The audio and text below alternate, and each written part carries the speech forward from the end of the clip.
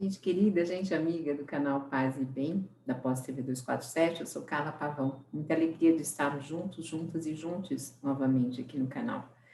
No dia de hoje, eu recebi de presente esse livro aqui, Deus e Política, de Ana Cláudia Laurindo. Ana Cláudia Laurindo, ela é socióloga livre, pensadora, membro do Sejus, e já fez alguns vídeos conosco, inclusive do Caminhos do Espiritismo. Então, na sororidade, como retribuição, ó, que ela pôs uma dedicatória para mim, eu queria falar um pouquinho sobre esse livro que se chama Deus e a Política Enredo de Morte no Brasil. Mas tem aqui um capítulo que eu escolhi, e que sem querer eu fechei, porque aqui ela vai falar muito sobre a questão da construção política, é, enfim, vai falar uma série de coisas muito, vai pensar, né, com a gente, um monte de coisas muito interessantes, inclusive sobre o discurso tradicional do MEB, né? Gente, espera um pouquinho aqui, que o microfone está fora do lugar, desculpe. Pronto, já arrumei. Do MEB. Vai falar sobre as mulheres espíritas à esquerda, sobre nós, né? Vai falar sobre o vírus, sobre o medo, como que o discurso espírita se movimenta, sobre o desserviço que Divaldo nos presta, e que o espiritismo não pertence a Divaldo Franco, vai falar um pouquinho da prece como caridade, do repúdio aos mistificadores espíritas, né? Que o espiritismo jamais será o bolsonarismo, que hoje em dia muitos se servem dele, a gente vê inclusive na CPI da Covid, então que ele não nos representa, e toca em alguns assuntos, como espírita também chora, espíritas progressistas com amor, vai falar de artigos de fé e política, enfim, o livro é muito, muito interessante. Deixa eu dar aqui a referência sobre a autora, né, que a Ana Cláudia incluiu aqui no livro dela, então eu acho que para ela é bastante importante que nós falemos sobre isso. Ela diz assim: Ana Cláudia Laurindo, cientista social e mestre em educação brasileira. Com 5 livros publicados, mantém no sexto a mesma verve literária com timbre analítico sociológico, embora costume classificar essa obra como seu primeiro mergulho na escrita formal sobre religiosidade e política, em estreito vínculo com os estudos sobre espiritismo no Brasil contemporâneo. Mais de 3 décadas de vivência espírita fundamentam o compromisso intelectual de caráter progressista que a faz compreender Deus na ciência e na política, assim como em toda a dinâmica de transformação social e cultural libertária. Então, eu tenho procurado trazer essas obras mais atuais, mais contemporâneas, como ela mesma se classifica, como eu trouxe também do Arthur Quioro, para nós sabermos, né, de toda essa produção que vem sendo feita, principalmente durante a pandemia, e de como nós temos essa liberdade, né, de entender o espiritismo. Claro que nós temos o fundador, que é Kardec, seu código de ética, mas nós temos essa liberdade de entendermos o espiritismo a partir das nossas experiências e escrevemos e produzimos sobre isso. Por isso que tem tanto material sobre espiritismo. A Ana Cláudia, eu posso comentar isso porque está publicado neste livro, ela teve um momento bastante triste da vida dela, há alguns anos, eu não sei decor, embora esteja aqui no livro, mas eu não sei decor, mataram um filho dela, e a partir disso ela se debruçou ainda mais no espiritismo. Era um jovem, um adolescente, que foi morto. Não tenho mais detalhes dessa questão e acho que também não caberia aqui, mas é uma pessoa muito devotada ao espiritismo, né? Uma mulher, uma feminista, bastante devotada ao espiritismo. Eu vou tentar achar aqui o que eu tinha separado para a gente falar um pouquinho no dia de hoje. Ela tem um capítulo que ela vai chamar de Cristofascismo, Política e Religiosidade. Então, eu vou tentar conversar um pouquinho com você sobre o que ela está dizendo nesse tema.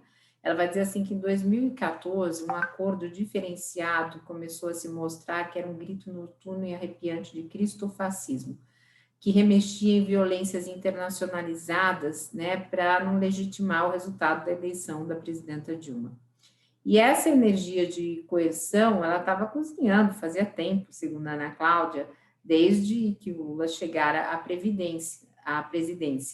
Então, todos os investimentos, a gente sabe, possíveis, né, foram feitos, né, desde feiura, enfim, tudo foi dito, né, a gente não precisa reviver tudo isso, mas essas campanhas difamatórias, que não cabiam no bojo de forma alguma da racionalidade, da ética humanitária, ou de alguma estética conviviológica, elas estavam na construção de uma narrativa que a gente sabe de Cristo, desse Cristo, do que ela chama de Cristo-fascismo. E neste contexto de Cristo-fascismo, a gente viu crescer o autoritarismo, estamos vivendo isso, né, através de uma suposta teocracia que passou por um crivo de uma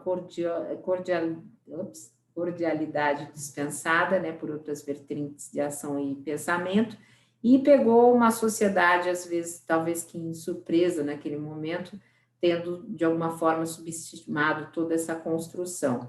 E nesses soldados crísticos, né, que muitas vezes vieram das igrejas evangélicas, embora a gente esteja agora compreendendo o papel do povo dentro dessas igrejas e o que eles buscam, e não estamos aqui fazendo uma crítica, mas estamos sim, eles vêm com fogo cruzado, né? E os espíritas conservadores, como a gente vem falando aqui há muito tempo, eles também estão nesse cristofascismo, muitas vezes assolando o Brasil e deixando de caminhar pelas areias que ela chama do Nazareno, ou seja, de Jesus, né? Desse filósofo humanista, desse pescador de almas.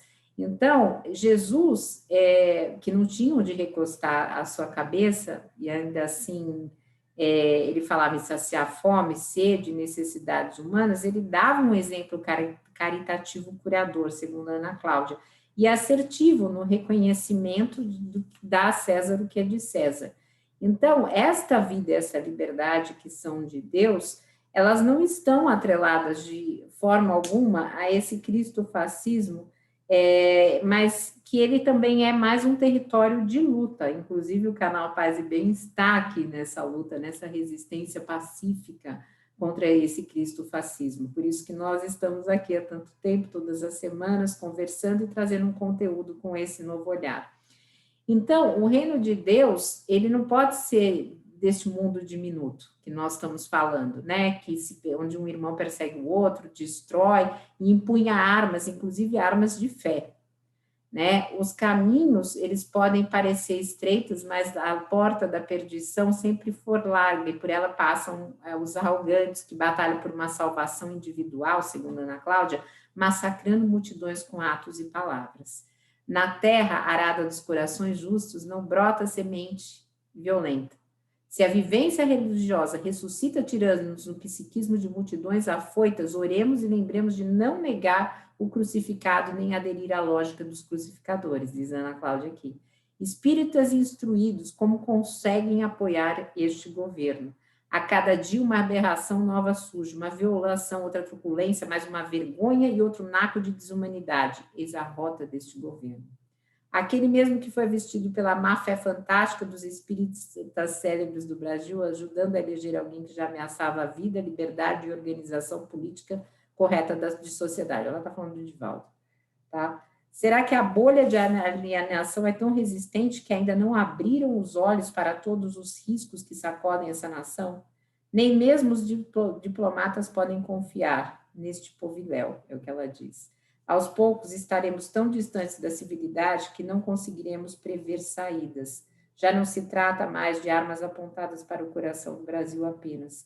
A ânsia de ferir os países vizinhos se mostra incontida.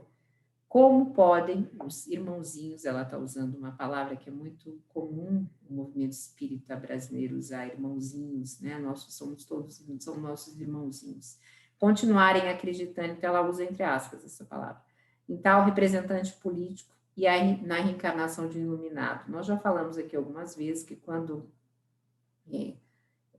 o líder mor do desgoverno foi eleito, foi dito que ele seria um iluminado, que ia reconduzir o Brasil dentro do movimento tradicional dos bolsonaristas espíritas, e algumas mensagens que não eram nada verídicas, que eram romanceadas, foram atribuídas como forma dessa construção, dessa narrativa.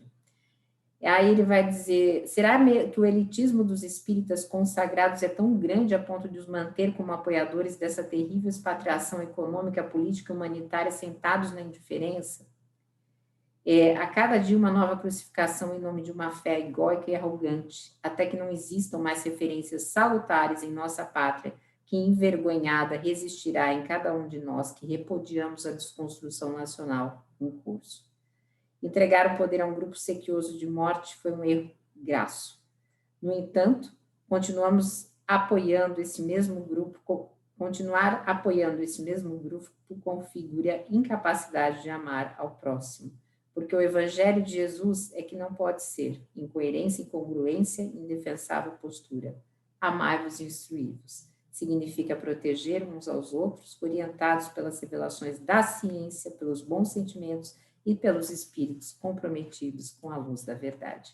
Então, é assim que a Ana Cláudia fala de política, de religiosidade. Se vocês não têm o livro, é diretamente com ela que se compra esse livro. Ela não, que eu saiba, ela não está vendendo em nenhum outro lugar.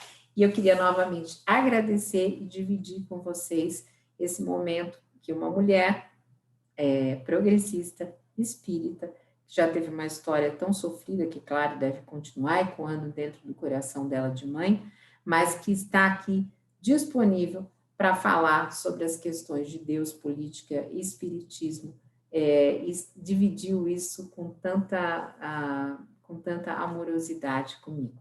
Um beijo grande para vocês, deixem aí seus comentários, lembre que nossa programação continua, se vocês puderem se inscrever, curtir e compartilhar os conteúdos do canal, isso nos ajuda muito. E lembrando que tem Caminhos do Espiritismo, gente, deixem o seu like, foi o segundo programa a vir aqui para o Paz e Bem, então nós estamos mantendo, estudando a Revista Espírita, é muito importante a contribuição de cada um de vocês. Um beijo grande, gente, Paz e Bem.